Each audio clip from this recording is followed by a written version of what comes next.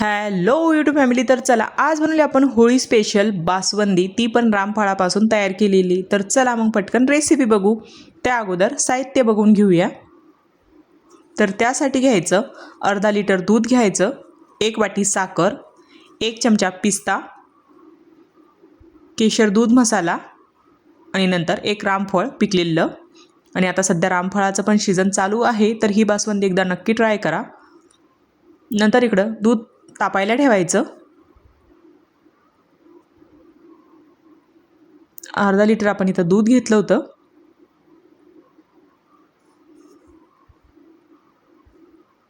आणि साय येईपर्यंत हे दूध उकळून घ्यायचं आहे.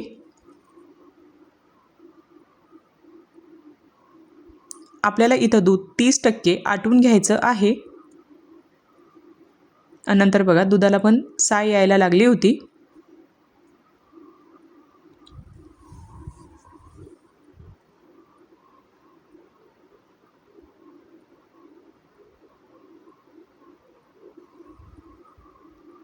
नंतर घालायची 1 वाटी साखर घालायची. अर्धा लिटरला 1 वाटी साखर. जास्त साखर घ्यायची नाही, खूप गोड होतं. मी थोडी शिल्लक साखर घेतली होती. माझं खूप गोड झालं होतं बासवंदी. म्हणजे आपलं रामफळ पण गोड असतं, त्यामुळं साखर 1च वाटी घ्या.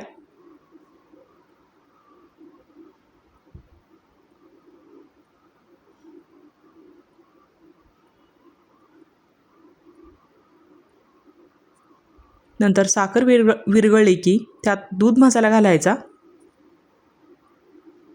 आणि दूध मसाल्यामध्ये काजू, बदाम, केशर हे सर्व साहित्य असतं, त्यामुळं तुम्हाला ड्रायफ्रूट घालायची काहीच गरज पडत नाही. आणि केशरमुळं इथं दुधाचा कलर पण चेंज झाला होता.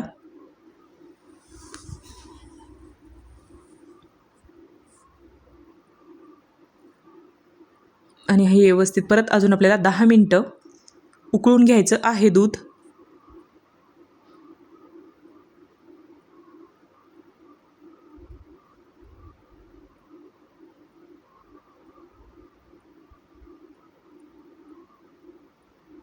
आणि आता दूध आपलं बऱ्यापैकी आटलं होतं. नंतर गॅस बंद करून टाकायचा आणि दूध थंड होऊ द्यायचं.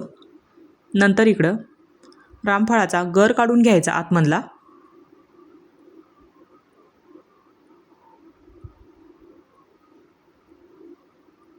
हे वरचं टोक काढून टाकायचं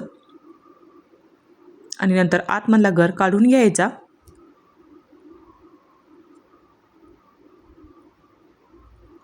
आणि गर काढून झालं की एक चाळणी घ्यायची आणि ह्या चाळणीमध्ये हे घालायचं आणि त्याला चमच्याच्या साहाय्याने फिरवायचं. म्हणजे बिया वरती राहील आणि जो गर आहे तो खाली पडेल.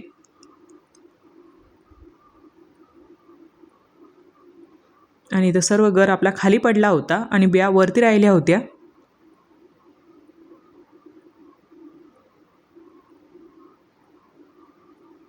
आणि नंतर तुम्ही बघू शकता असा आपला हा गर निघला होता.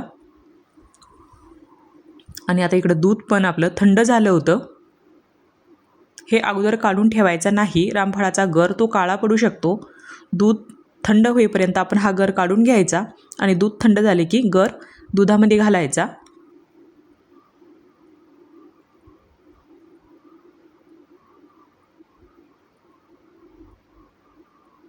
दुधामध्ये रामफळाचा गर घातला की व्यवस्थित फिरून घ्यायचं. एकजीव आपल्याला हे करून घ्यायचं आहे, म्हणजेच आपली इथं बासवंदी तयार होईल रामफळाची.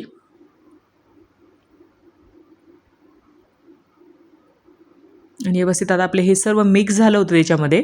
एकजीव आपल्या इथं ही बासवंदी झाली होती. नंतर एका बाउलमध्ये काढून घ्यायची.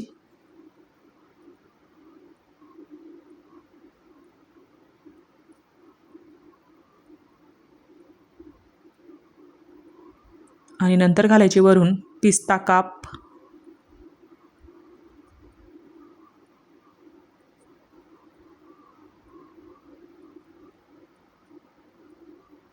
नंतर काही मी गुलाबाच्या पाकळ्या पण टाकल्या होत्या.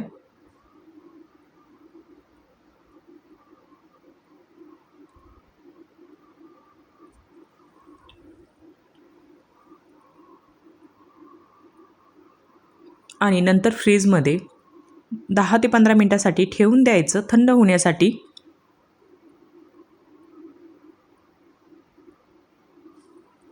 छान आपली ही बासुंदी घट्ट होईल फ्रीजमध्ये ठेवल्याने.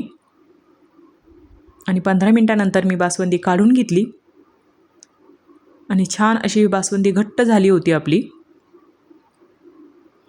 आणि नंतर मी बाउलमध्ये काढून घेतली आणि मुलांना खायला दिली. आणि तुम्हाला ही रामफळ बासुंदी कशी वाटली मला कमेंटमध्ये नक्कीच सांगा आणि होळीला नक्कीच ट्राय करा. तर चला मग तुम्हाला ही रेसिपी कशी वाटली कमेंटमध्ये नक्कीच सांगा. थँक्यू.